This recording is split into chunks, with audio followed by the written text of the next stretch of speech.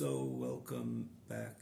We look forward to continuing the 22nd epistle of this Igeres HaKodesh segment, the fourth of the 5 segments which Tanya Kadisha is comprised of. We mention this quite frequently. Tanya Kadisha is the Teresh B'Ksav of Teres Achsidus, thus the 5 segments. This is the 4th.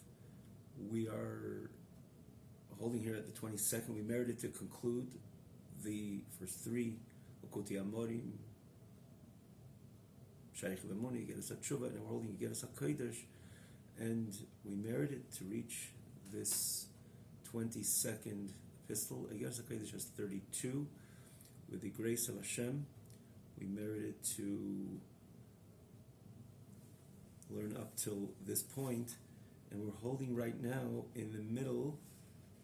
It's on page Kuf Lamed Hey, the corresponding page in the original Hebrew text is 268. We are holding V'oid zois edresh mimalaschem. That additional to this, I seek, like of your honor. I believe it was here that we left off. Yeah.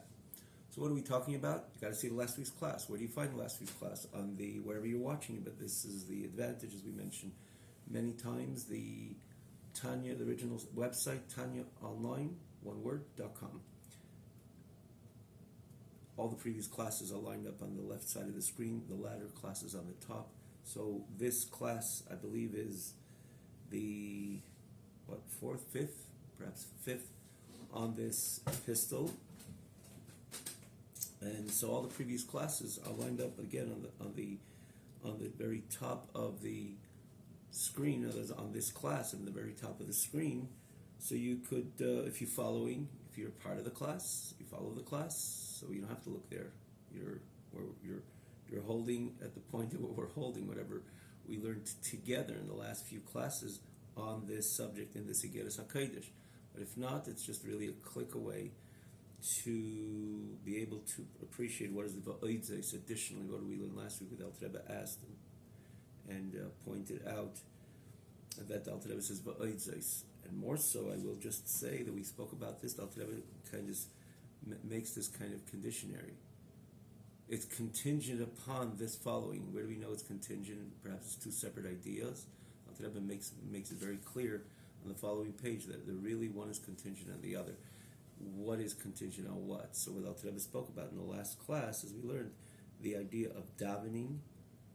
The davening has to be kind of with a certain stubbornness, not to even dignify anything which disturbs the davening. Not from the outside, which there always can be. There are those who join different prayer davening setups, and there's people who are disturbing, talking or rushing and so on. You stand strong, stubbornly, and you focus in your davening. You daven like a mensch, or beyond that, you enter. Davening is an opportunity. The person should really enter into a different space. Especially if you learn Tanya Kaddish, you see the beginning of Tanya, chapter Yud Beis, Yud Gimel, other chapters, but namely in these chapters, Alter Rebbe said this is a time that a person really could transform his animal soul and experience some sensation which is similar to the default tzaddik sensation. That's very grand. If you learn a little bit Tanya Kadisha, Ukuti Amorim, you see that tzaddik is a total different phenomenon. Unlike this, which we commonly know, tzaddik here, which are everybody, but Amech Kolam tzaddikim, all Yidden are tzaddikim. And of course, there are levels. There are people which are really devoted to HaKadosh Baruch Hu. But nonetheless, the terminology of a tzaddik, the term tzaddik, total different idea. The tzaddik phenomenon is a total different idea. Someone who is passionate, constantly passionate in love with Hashem, never has issues, which most of us have with our Yetzer Hara and Nefesh Bahamis. Even the Beinani, which someone who's Loyavar V'Loyavar, never sin, never will sin. You would say that's the tzaddik, really, right? Rebbe says, no, that's the Beinani. Again, you got to see all those classes. Saying it's too quick on such a rich, presenting such a rich doctrine in a few words wouldn't go, of course, but again, it's a quick way. Wherever you watch it, you're learning Tanya. Learn Tanya. Learn it. And spend time on it. L'Kutei Amorim, we call it the perfect manual. L'Kutei Amorim is the perfect manual to Avodas Hashem. A person could navigate the entire odyssey of life with a certain healthy navigation in every area, in his Milat Torah, his Kima Mitzvahs, Avodas Tefillah, of course, his involvement in worldly affairs, his involvement in his bodily affairs, eating, drinking, whatever we as human beings, but everything could be with a godly sake and purpose, and it's a transformative type of Yiddishkeit, a Yiddishkeit based on Tanya Kadisha. One would be careful to say anything bold, but this is it slips out of the mouth easily, as easy as it can. It's a different, such a stable, it's a different type of connection to HaKadosh Baruch Hu, to Elokus, the realness of Avodas Hashem comes across through the pattern, through the message, through the life lived according to Tanya Kadisha. A different idea completely. As we call it again, the perfect manual to our holy Avodas Hashem. So the Alter Rebbe speaks here about so in those chapters, Beis Gimel, he speaks about the ability to have that tzaddik experience. So we were talking about the tzaddik. Tzaddik, according to Tanya, it's a different phenomenon. It's not like with the generic idea of tzaddik, which guy who does a lot of good stuff and is overall careful as a tzaddik. No, for that matter, if most of the stuff that he does is good, little stuff which are not exactly perfectly aligned with Hashem, he's not even a Beinoni. But again, we got to learn the Tanya. Tanya didn't want to bring us down. He wanted Tanya. The Tanya wanted to elevate. Tanya is meant to elevate us. But part of elevating us is to know the emes, where things are, where one is holding as Avodas Hashem.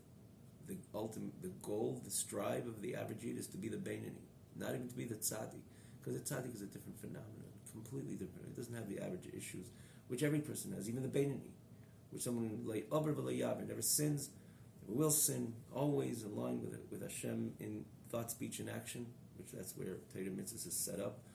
But nonetheless, there's issues, the signals coming from Nefesh Bahamis.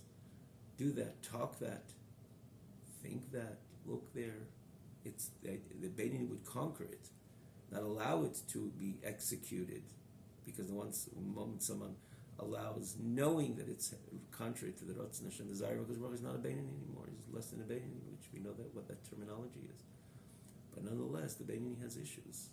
Issues meaning to say there's signals that the battle with his Nefesh Bahamis, because he has a potent Nefesh Bahamis. It's a Hara, as an example.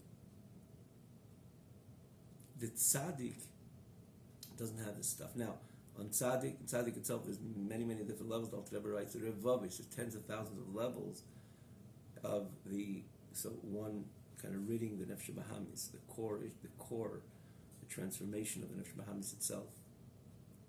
Many different. Then you have the tzaddik gomer, a total different phenomenon.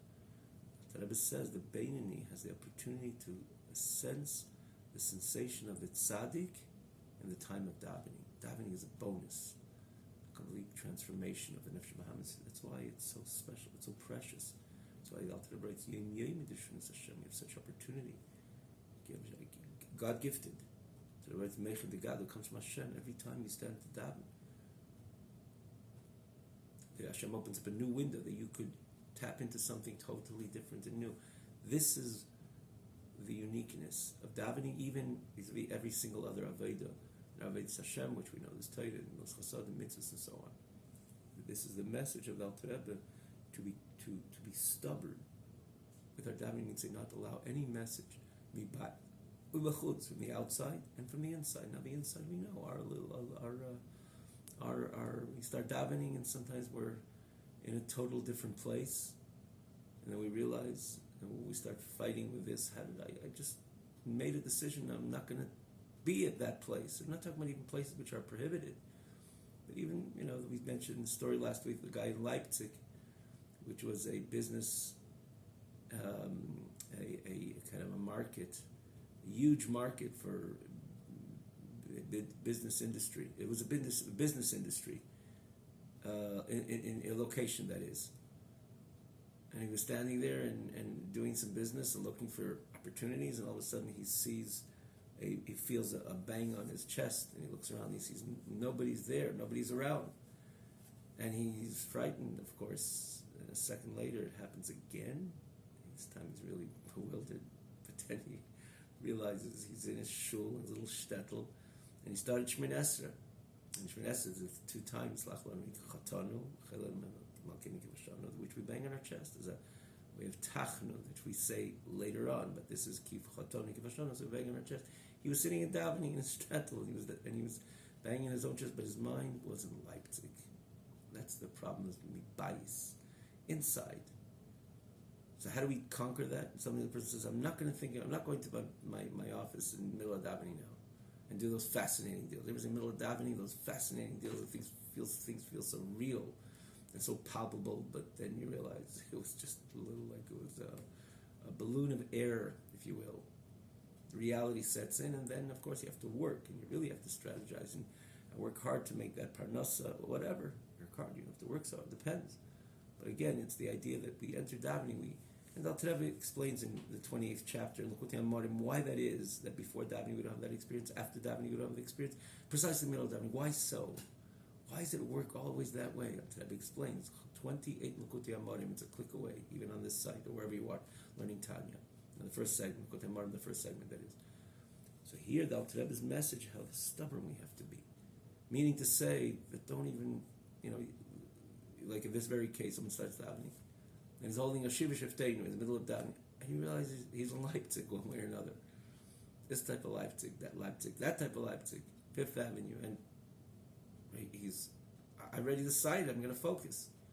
So then you're holding already the next bracha, arguing with that thought that you said you're going to do, you're not going to do it, and then you don't, and then when something starts coming into your mind, you start pushing it away, and that's not a stubbornness which will bring the successful davening. The stubborn brings successful davening is when you just go on, run it over. Don't even dignify the response that Rebbe has there, Lashon, that if someone, a human being which had this in mind purposely to disturb you from davening, you would come, you'd say Baruch Atah Hashem, and you start davening, and start talking to you. So what's the way to succeed with the davening? I'm not talking about like really speaking in your ear. He just tries to get your attention. What's the right way in order to be successful through your davening? You're going to sit and go nush, so you're already out there holding out the Kaddish, the first little encounter. And then you start out the Chayin, and you start talking again, and then you go ahead and say again, no shah, and then you're holding already by Baruch Aleinu. The back and forth, the shashing, if you will. And if that's what you're going to do, so then this individual that had in mind to disturb your davening, he doesn't care how you're going to be disturbed, how you're not going to focus, or you're not going to focus based on the information he's saying, or you're not going to focus because you're shushing him, basically. You're saying shah, and then you're holding L'kain Etzer, who won the battle. He doesn't care. He just had in mind to disturb you from your davening. So too, our inner Yetzer Hara, which wants to disturb him davening, the moment you're going to say, you came back? I told you not to come back. And then you're going along, and before you know it, you're in the end of Shemon Esrei, and the whole Shemon Esrei was just about yes, no. The idea is stubbornly, just don't dignify the opposition. Continue davening with your Pirush HaMilos. It'll come 5 seconds later, sometimes 5 milliseconds. And you're on, and he'll try it again, but you're on a path. And nothing is meant to go your way. This is the crux of the message of last week's class. And again, you can see it. It's right. It's if you're watching this class, it's the second to the top of the list, to the top of the site, that is. The next part Al Rebbe speaks about the idea of Avas Yisrael, to make sure, very, very, very, very apropos these days, the idea of loving a fellow Yid, every Yid, close and far, to be super sensitive, not to allow any action for sure, quarreling with another Yid. In speech as well, it should not reflect in speech, talking against and fighting verbally. And Al Rebbe adds in the end of the chapter, even thinking, a thought comes into your mind of something which you say, at least let me entertain my mind. This person is such a terrible person, so I won't fight with him today. It says you have to be careful to be peaceful. Talking, chas v'shalom, lashon hara, but at least let me entertain my mind of bad stuff that he does and that other party does, and I wish whatever the mind is, and the person somewhat feels good about it. There's like a certain adrenaline, and what do I let me at least think? I'm careful not to do or not to say anything, but take away the thought of let me indulge in that thought process, in that thinking, in that what I believe I know about the other party, how terrible the other party is, etc. The Rebbe says in the end of the chapter, that thought is like a machshavas avodah zarah, like a thought of idolatry, which we know when it comes to idolatry, it's not only about the serving or talking, identifying positively with idolatry, but even thinking. Machshavas chutz is very important, very vital in the person's alignment with Hashem. This of thinking anything negative or thinking machshava avodah zarah. Of course, there's the overall, the classic, which is this is what thinking, entertaining one's mind. This is what Hashem says you're not allowed to entertain your mind with, which is one idea, as the Gemara says. But then there's minus as well, which you're not allowed thinking anything which is aligned with an idolatristic message. Not allowed to even think. Machshavas avodah zarah. Allowing, entertaining a thought negative about another party is also prohibited. And it should be considered like machshava avodah zarah, not only in action and speech, but even in thought. This is the end of this Igeris. And then the Alter Rebbe puts in over here. So apparently two subjects. One, the idea of davening, success in davening, and the other one being careful and sensitive to another yid. The Rebbe says in the middle of this, the other side of the page, that a successful davening is contingent on this. That if you're not careful in your super sensitivity to another yid, your davening will be less successful, if successful at all. Because remember, davening is a connection with Hashem. Davening is an opportunity to have a deep connection with Hashem. Davening is an opportunity to have an intimate connection with HaKadosh Baruch Hu. That's what davening by definition is. So there's another party here, which is the party, Hashem, which you want to interact with and have that sensational relationship with HaKadosh Baruch Hu, and you're doing something that HaKadosh Baruch Hu despises, which is again friction, and sometimes even beyond that, with another yid. I don't like it. And if I don't like it, I don't want to relate with you. I'm not going to be there on the other side that you will want to interact that deeply or intimately with me, which is the idea of davening. Your davening will simply not be the successful davening that you want it to be. And we all know the difference of successful davening. A person is able to connect with the Ein Sof one way or another. And when it's not going. You daven and you're saying and you're trying and you walk away from davening basically the same way you came in. You ask yourself, what happened? I learned to see this and I did I said Kishma and I did. I'm generally doing what I have to do. But Hashem says there's one area which you're not careful with and it's bothering me. I don't want to particularly interact with you, especially in such a sensational manner. You want to have that sensational connection to me when you're bothering one of my children. But I don't do anything, but you're talking. But I don't talk also, but you're thinking negative about it, and I don't like it. So if you really want to have a successful davening, you make sure that you're perfect in the area which is important to me, is the message of the Alter Rebbe. So this is what we're holding about Eid Zeis. But before we go on, we just want to mention also the very beginning of 10. The Geras HaKodesh has its own backdrop. The very beginning of 10, which is by now 12 back, it's a click away. We had a full presentation of the whole backdrop of the Geras HaKodesh. It's worthwhile to mention again. V'oid zay, says the Alter Rebbe, 4 lines to the bottom. Edrish malaschem, I seek malaschem, like from your honors. Shaloi lahash levarei acharechem, and not to throw my words behind your back, to dismiss them. Asharachti siach, that I presented a talk, that every person should go and walk with sincerity, a straightforward approach, not to complicate matters. Kasher osas alikim adam yosher. Hashem created us straight. That's the way Hashem created us. And we, with our actions, like it says in following Aliki Hashem osas alikim yosher, and this is based on the pasuk. The pasuk says, and v'hema bikshu cheshbein esrab. It is a pasuk. V'hema bikshu cheshbein esrab. He created us straightforward, but we complicate things. And bikshu cheshbein esrabim is what Alter Rebbe is right away using the same similar expression. Yeah, he says the same thing. Cheshbein esrabim, the exact expression, to find different calculations which are not the way Hashem created us. In simple words, we complicate things, and we're not meant to.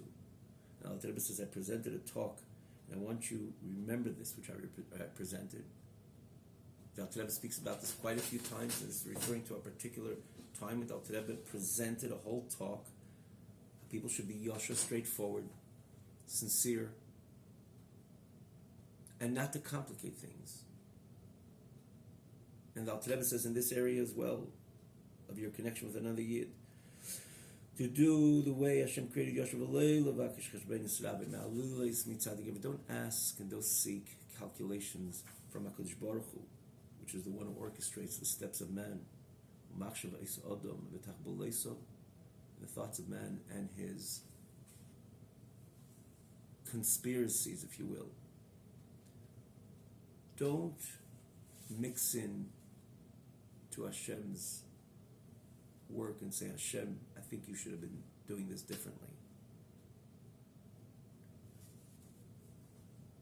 Because Hashem didn't give you the mandate to straighten things out in the entire world or in the immediate society and say, Hashem, I think there should be this party or these parties are not doing things right, something is wrong. And because you start making these calculations, of course, you start acting upon them and start complicating things.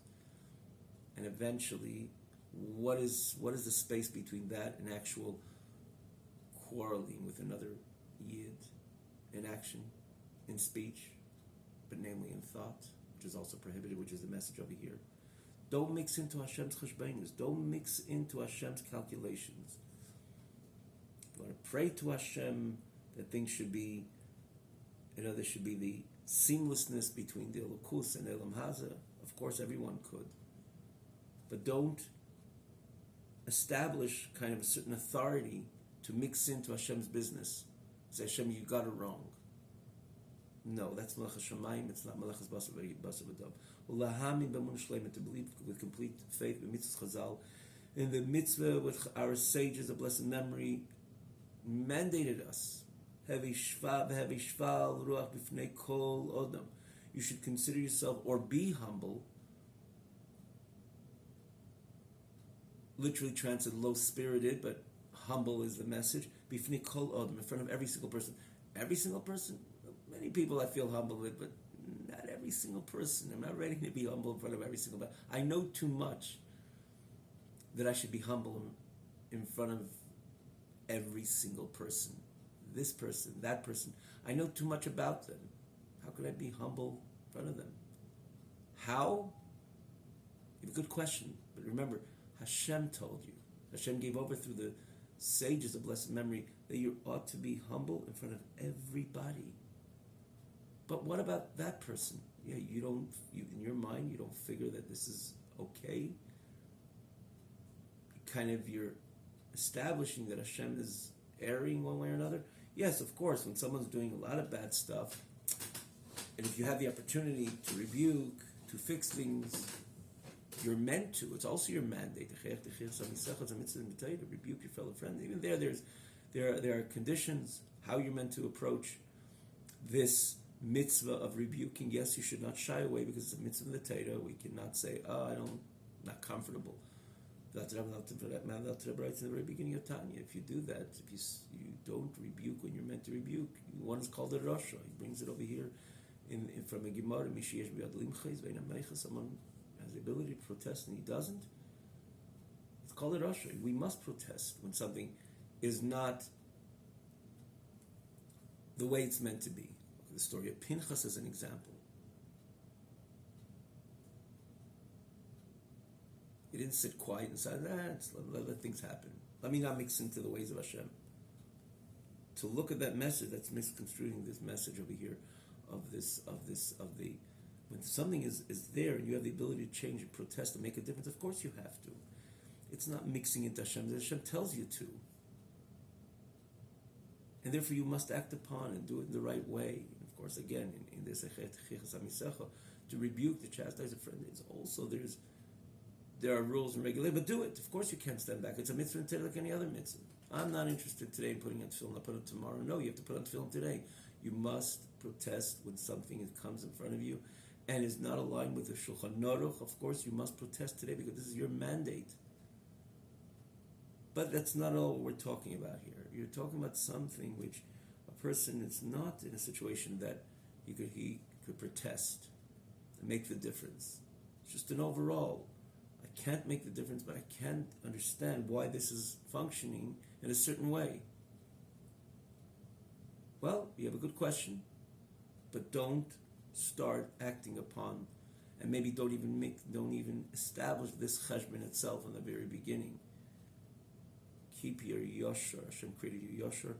Remember, don't mix into Hashem's business. To believe that when the Chacham say v'shvalu ufnei kol adam, that person which is occupying your mind, and you feel that something doesn't make sense here, you should be humble in front of that person as well.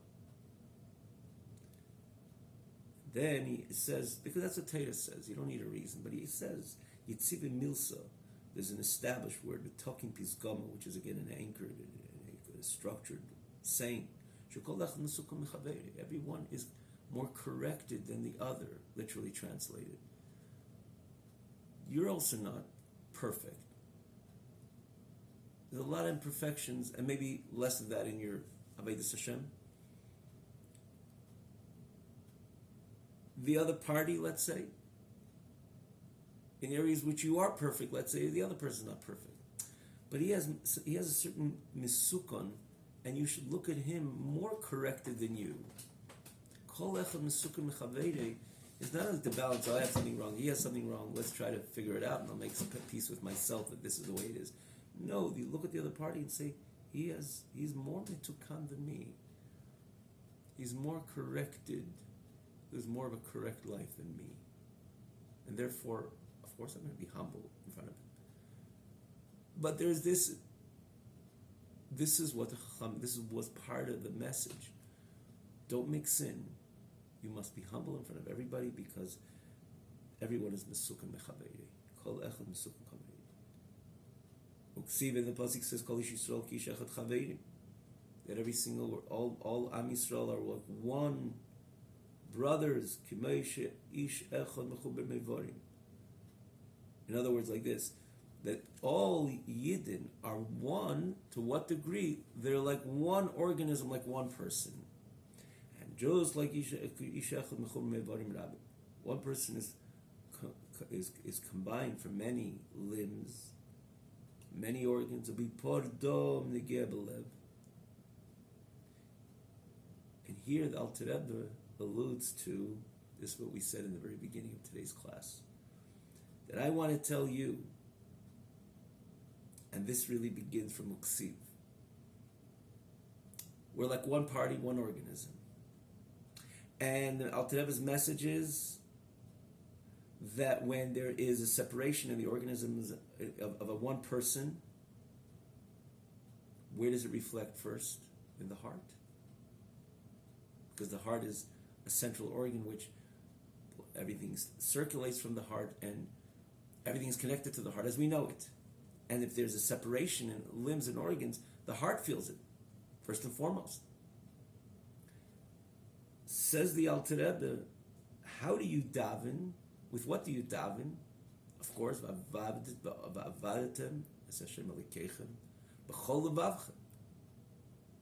the service is, of course, with heart. What is Aveda associated with the heart, says the Chachamim? Said the Talmud. It's tefillah, it's prayer. And not only because the Talmud says, how does one daven? What does a successful davening mean? That you're shuckling and your heart and mind is somewhere else? Of course not.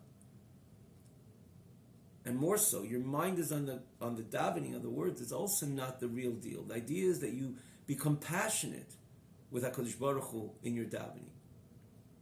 That you're able to sensationally connect with HaKadosh Baruch Hu in your davening. And that level of connection, the deepest level of connection, as we spoke before. Sensation comes from the heart.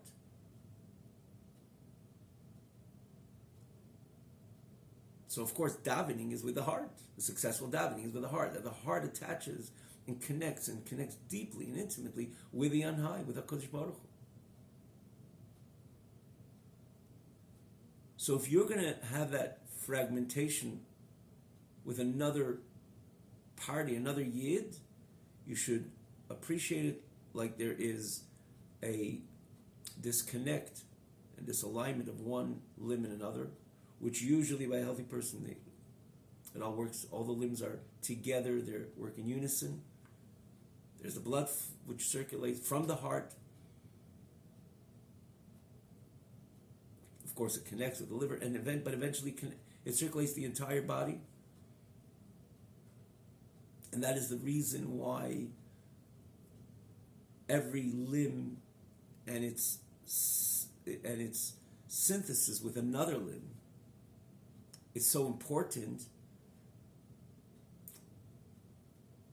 that if it isn't so, the heart feels it. And if there's a break apart between two limbs, God forbid, lacking that seamlessness which usually exists as the body works in unison, who feels it first? The heart. The heart is compromised.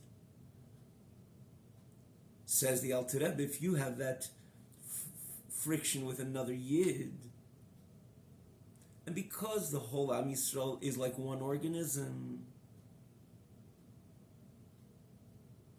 and within one organism, literally when the two parts don't work hand in hand, what is compromised first and foremost is the heart.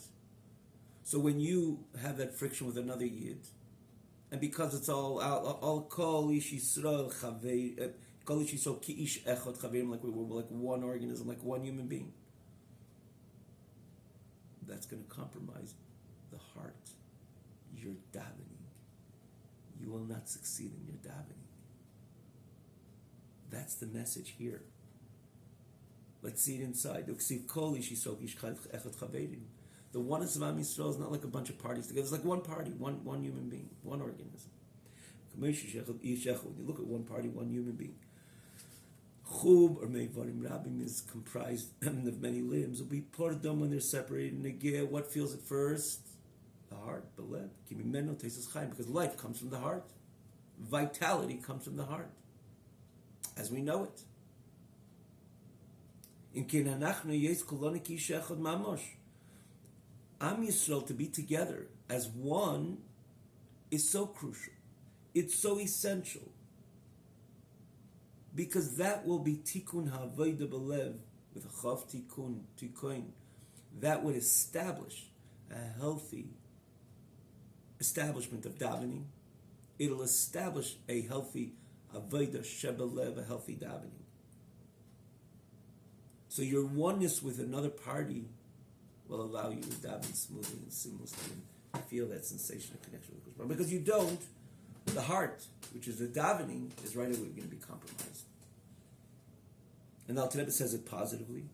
When we will be together, and Am Yisrael will be whole as one, based on this which Alter Rebbe just conveyed, then Tikkun Avodah Belev, you will be able to daven with a lot of success. And that's a great gift. To be able to feel the sensation of the Ein Sof. Of course, you're going to see this before.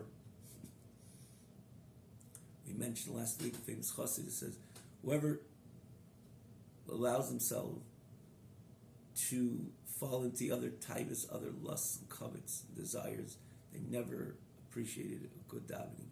When you appreciate a good davening, the exhilarating experience, the sensational experience, the experience is so exhilarating and so sensational that everything falls to the sidelines. There's no comparison.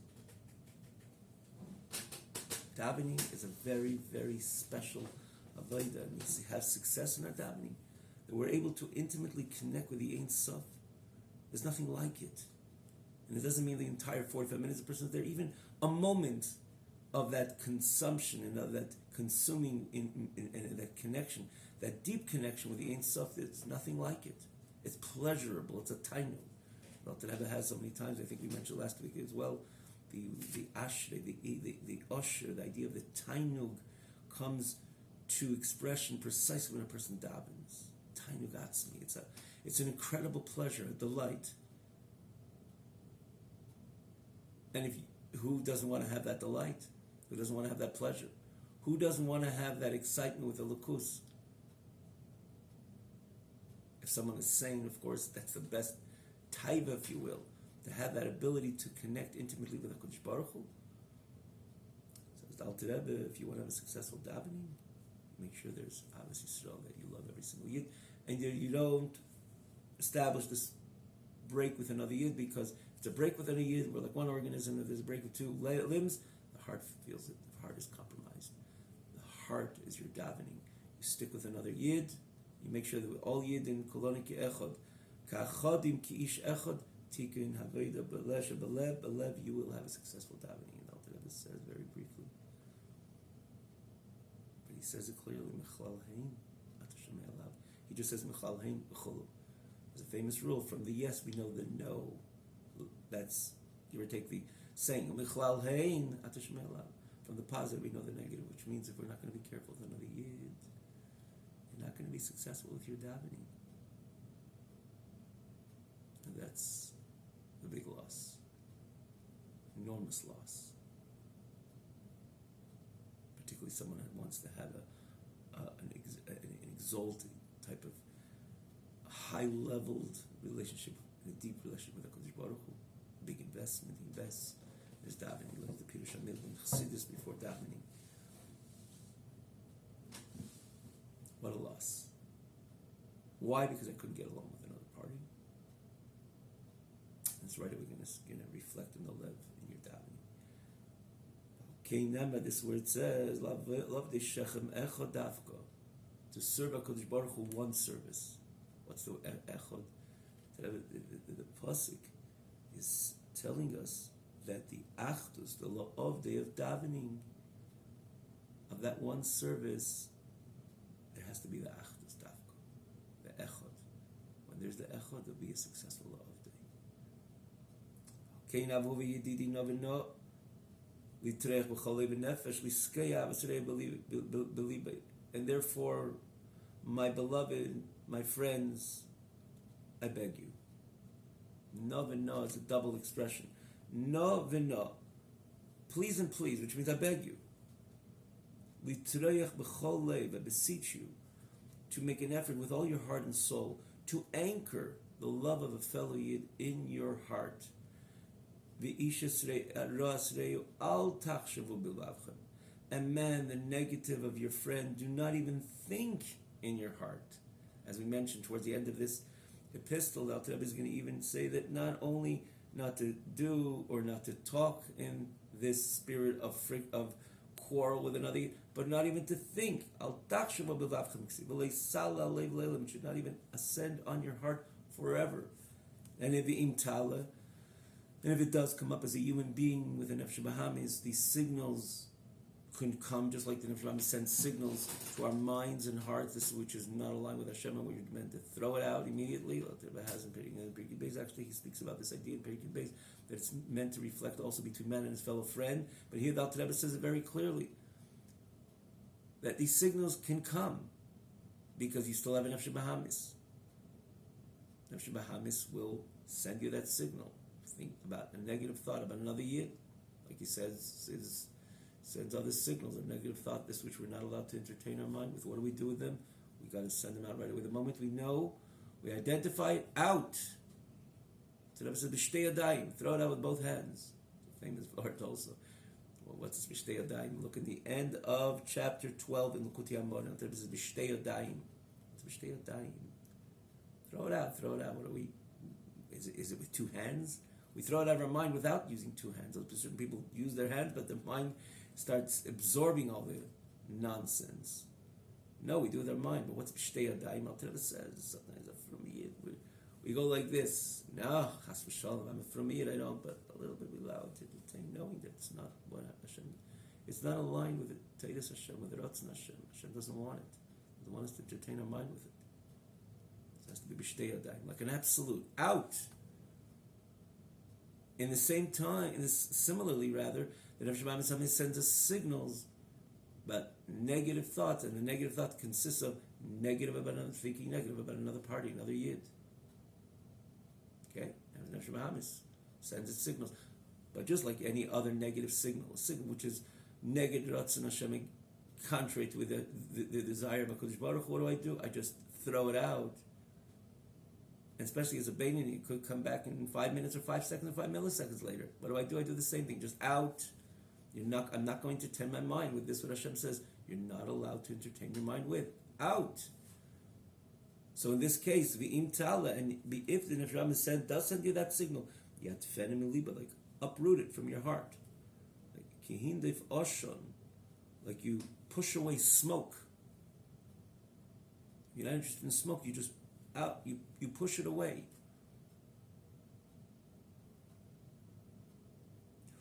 And it should be to the extent the machshavas avodah zarah mamash, like a thought of idolatry, which again we're meant to never, not only act with idolatry, of course not. It's one of the 3 grave avedas, cardinal sins.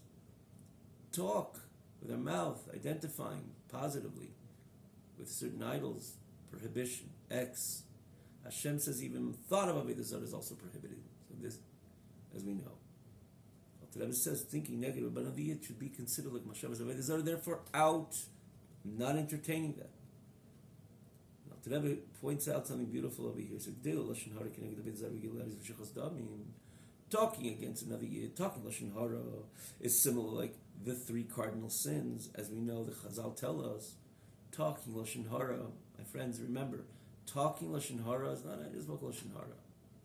You want to battle out to an idol, even though there's no taiva to it today, but just talking about chas v'shalom, gilui arayos, chas v'shalom, kill someone, no chas v'shalom. I'm a yid. These are the 3 cardinal sins. The Chazal tell us your lashon hara is like the avodah zarah and gilui arayos v'chas damim. That's how careful we have to be with lashon hara. Comes out to them, says if you medibur kach, if it is when it comes to speech, how much more so it comes to thought. Why is it more so? We have to just understand, why is it more so? Apparently, speech is a little more tangible than thought.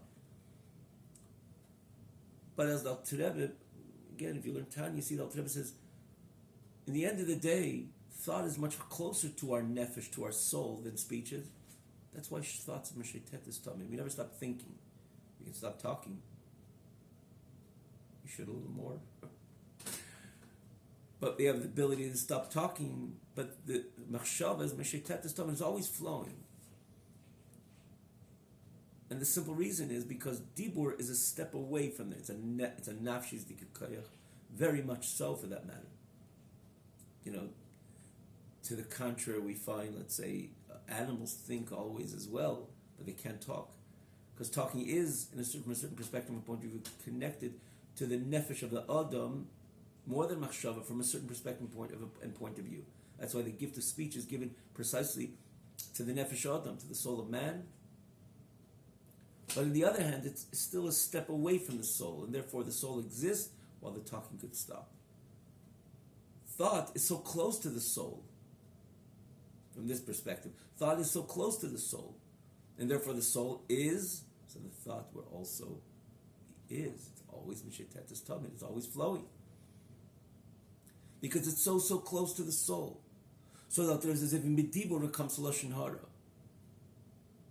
It's like Avodah Zarah, Gilui Arayos, Shfichas Damim, like the 3 cardinal sins. From a certain perspective and point of view, how much thought is aligned with these 3 cardinal sins, because it's so close to the nefesh. So one would say, why is the Lashon Hara about thought? Why is it about speech? Because speech is much easier to control, and therefore, Torah, we live in Elam HaMaisa, and something which Hashem not only knows the human being, the condition of the human being, He created the condition of the human being, and He tells you, don't talk, bite your tongue. You have a juicy Lashon Hara, walk out of the room. If you think you're going to be in other words, if you think you're going to be in the room, you must spit it out, walk out of the room. If you think you must spit it, and you think even you're in the room, you have nowhere to go, bite your tongue. We have the control not to say certain words. These words are Lashon Hara. So that's why the mitzvah Lashon Hara is the speech. But thinking about the problem, where is it more of a problem? Of course, machshava, thought, because thought is so much closer to the nefesh, which is the reason why it's Mishitetes Tamid, it's constantly flowing. So from that perspective and point of view, the real violation of the three cardinal sins is thinking Lashon Hara. And that's why he says, V'imyala, if he comes up, Talia Tfenu, throw it out right away. Who wants to be part of the performing, the acting upon the three cardinal sins? Chas v'shalom. And if it's in speech like that, how much more so it is within machshava. How it's so close to the nefesh. That's where I'm wronging with my machshava. Thinking negative about another yid. Which is profoundly not only undesirable, but Hashem loathes it. And therefore, how careful, and as such, how careful I have to be even thinking negative about another yid. Every wise person knows thought is superiority, thought over speech. Something in speech, you can say something, you don't mean it. Thought is very deep. And it is so close to the nefesh, and that's what makes it so deep. So there's always that superiority of the machshava, thought, over speech, because what is real is what I think, not necessarily what I say. A certain Aveda, of course, a person works on himself, there should be that seamlessness. Other person's thoughts, other person's speech, and whatever his speech, it should be real. And his thoughts, his nefesh should come nafshe yotza bedabre, with the pasuk says something. The thought bring out, the speech bring out the person's soul.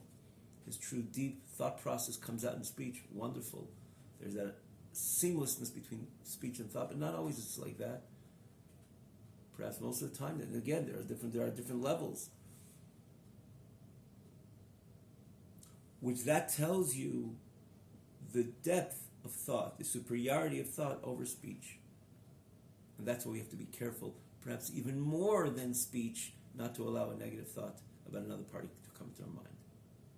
And that connection of basar, that of machshava, hefsher, a machshava over deep, it says hein l'teiv, ve'hen l'mutar. Works both ways. Of course, it works to the good also. I think machshava's teiv is kadeshis, holy thoughts, godly thoughts, thoughts of Torah, thoughts of prayer, or the idea of thoughts of connection to Hashem. That, of course, connects me much more than speech. I could talk, I can give a good class, and Hashem is Torah, and His mitzvahs, so I'm connected there. Perhaps a bit, if not, I wouldn't talk about it. But not even if someone's truthful to themselves. They're good to give a good presentation, but not necessarily they're there. Machshav is where you are. You are where your thoughts are. So it works in the positive and unfortunately in the negative, and therefore we have to be careful not to think even anything negative about another yid. And what if it's hard and difficult? So be it. We have to know how grave it is. Before I conclude, the story of a veteran chassid.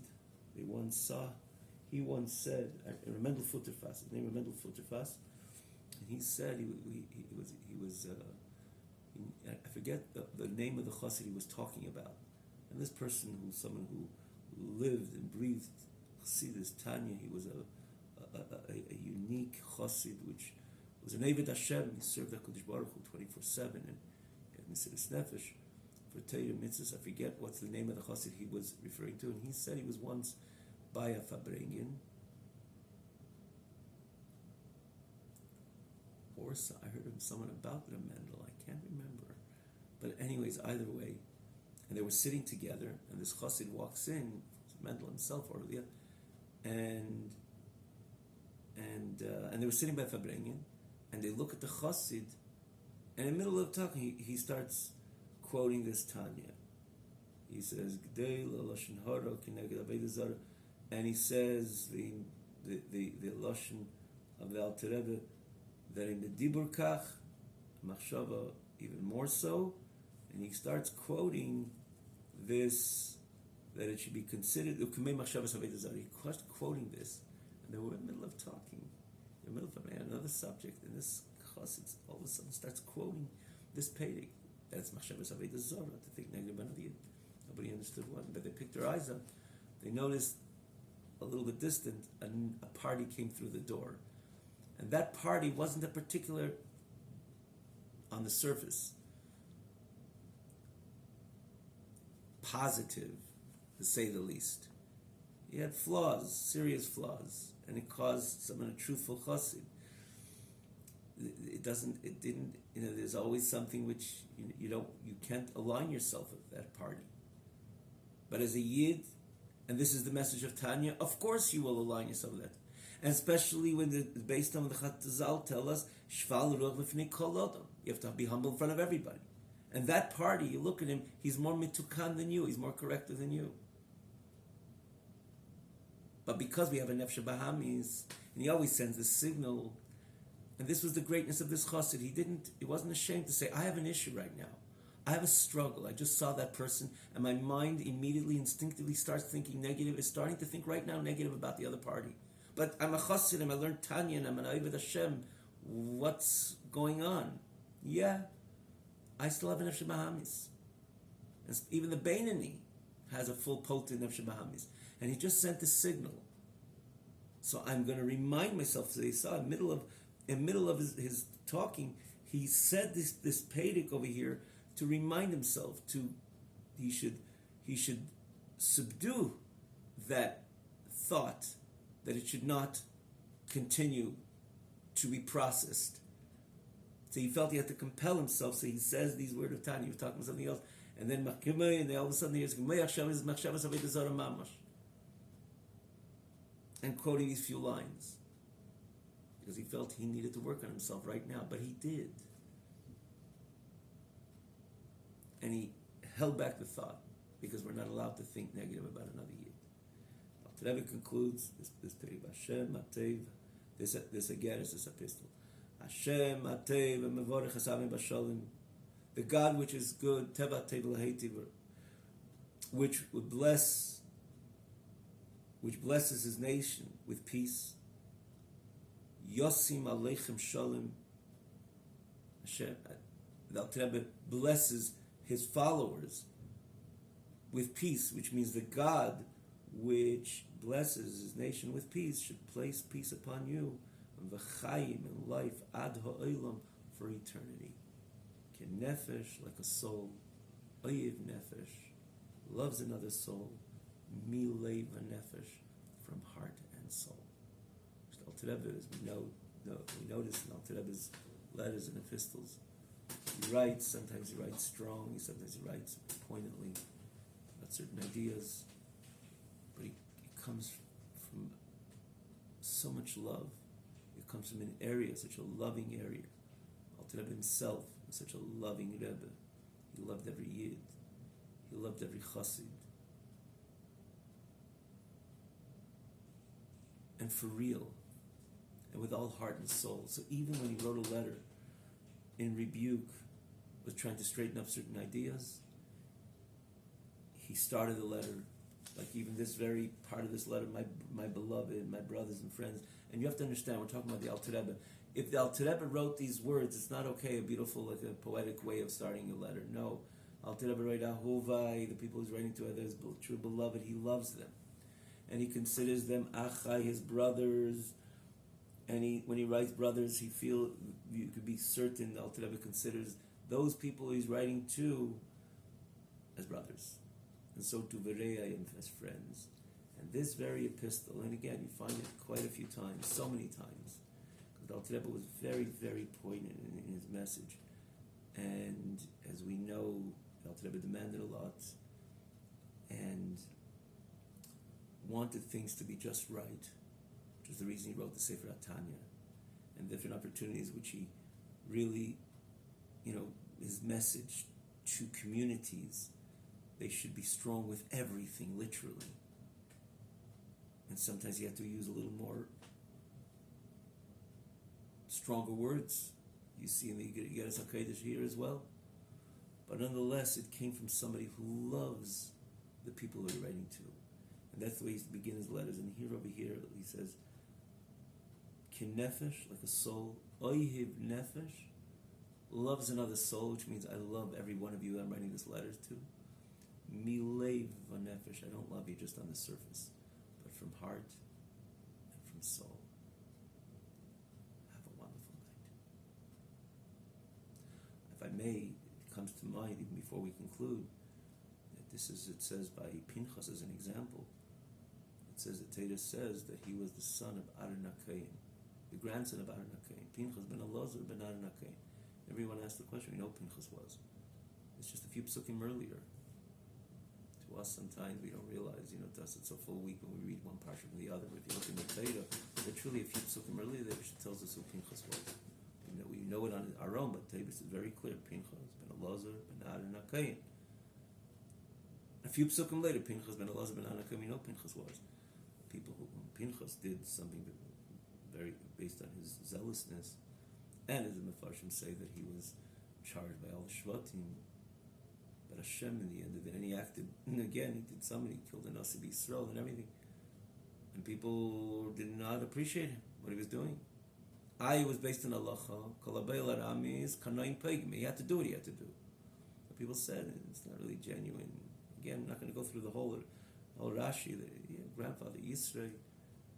That itself is a beautiful pshat of our Rebbe, in this a precious pshat in our Rebbe, in this Rashi. Take a look. It's easy to find on this Rashi. It's a connection to Avodah Zarah. But again, you have a grandfather Yisrael. And Teda says, no, he is the grandson of, what was coming through his bloodstreams? The energy of Aaron. And who was Aaron? Oyev Shalom, Vereiv Shalom, Oyev Sabris Makormatev. Aaron was a loving leader. He loved peace. He pursued peace. He loved the people. Even Brias, Alter Rebbe writes in Perek Lamed Beis and Tanya, Brias means that people didn't have anything which was demonstrably positive. He loved them also. He was a lover of the Jewish people. And Pinchas is his grandson, so stay away. He was authentic. There was nothing inauthentic in Pinchas's actions, and I'm giving him the priestly blessing, or the blessing that is rather of him, even though he wasn't born a Kohen, to be a Kohen. The only one in history which was not born a Kohen and became a Kohen, and he's in B'si Shalom, Hashem gave him so much brachas. My pact, my covenant of peace, he bestows onto Pinchas, and he says he's the one who stopped the plague.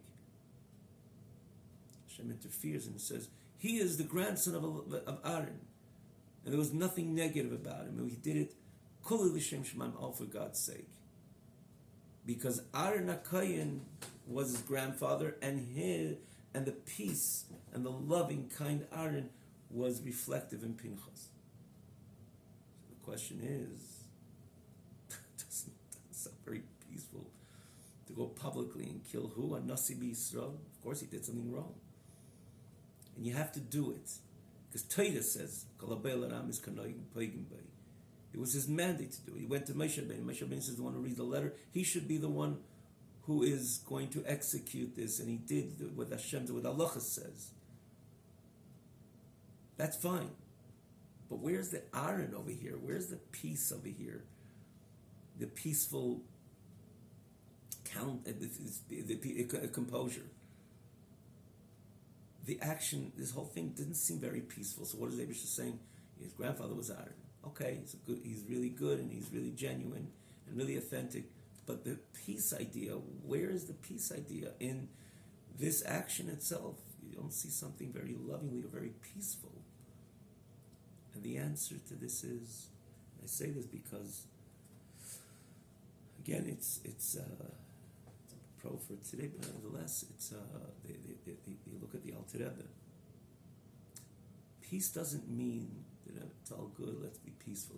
Today we don't have to look far. Unfortunately, it's Israel. One of the greatest breaking points in the history of the last 70 plus years in Israel was, of course, an accord which was called the greatest peaceful accord in the history of Yidden in Eretz Yisrael in this period. And it was the biggest destruction which brought bloodbaths, dam va'esh v'simras asham. And everything that happened thereafter is because of that accord. That's not called peace. Peace doesn't leave. It can be peaceful and sign papers of peace, but inside there's brewing hatred and people ready to act upon that hatred. Peace is always aligned with emes. You're a peaceful person, you're a truthful person. And the peace which you're exuding and you're presenting and you're acting upon, or you're acting with, bringing peace between man and his wife and fellow friend, as we know. And that was Aaron's behavior, conduct, that is. There was emes within Aaron. That's why he was successful with his shalom. Pinchas was a very peaceful person. Right now, doing what he did, this brought about true shalom between Hashem and his people. The plague has stopped right then. And all the good stuff came out of this Pinchas action, to the extent that he was the only one Hashem gave him that gift of priesthood. Because this action wasn't in conflict with peace. This is real peace. This is real harmony within the Jewish people and their relationship with the Almighty. So when Hashem says Pinchas ben Elazar ben Aaron, not only just saying, oh, he's a good guy. No, he's a peaceful person. And you're a peaceful person. You want the harmony between Am Yisrael, one yid and another. And the harmony of Am Yisrael with their Creator. This had to be done right now. And it's a result of that Aharonic, so to say, peace which flew in the blood of Pinchas. I say this because, again, it's what we're reading these days, but you see, the Alter Rebbe was very, very strong in many of his letters, and he really demanded a lot. But he was so loving. He wanted that there should be not only the liking of one yid of another, but beyond that, the real unity and real love between one yid and another. The famous expression, he says, one of the greatness of Chassidus, one of the great points Chassidus accomplished, there should be Chassidim ein mishpacha. That Am Yisrael, Chassidim, Am Kulam, Tzadikim, Kulam Chassidim, in other words, everybody is there should be ein mishpacha, starting with the Chassidim, Anash Kipshutim, which means Yanchi Shlomeinu. They should be one, which again, predominantly they're called the Chassidim. They should be like one family. That's what Alter Rebbe demanded and wanted and desired. And he himself was such a loving Rebbe. He loved every one of his people. He demanded a lot, and so many times he used sharp lashonos, but that was part of his love. You discipline your child, you don't discipline someone else's child. Because you love your child so much. And we're talking about healthy discipline, of course. Not healthy discipline, not even to discuss it, but real healthy, good discipline, which really forms the child to go in the right way, the right direction, to man and his fellow friend, man and his Creator, man and his fellow friend. Be a proper human being. So there has to be discipline, but a discipline which is imbued with a lot of love, deep love of the parent to the child. The Alter Rebbe loved every chassid, and in what way? Milev nefesh, from the depth of his heart and the depth of his soul, he loved each one, and together with that, or because of that, he loved them so much. He wanted them to have that seamless relationship with Hashem, which is the source of all blessings. No other source. He wanted a blessed people, blessed conduct, where it brings actually blessings, actual blessings, because in every area, physically, psychologically, emotionally, whatever a person needs to be blessed with, because they're connected to the one and only source of blessing, because HaKadosh Baruch Hu, He wanted that.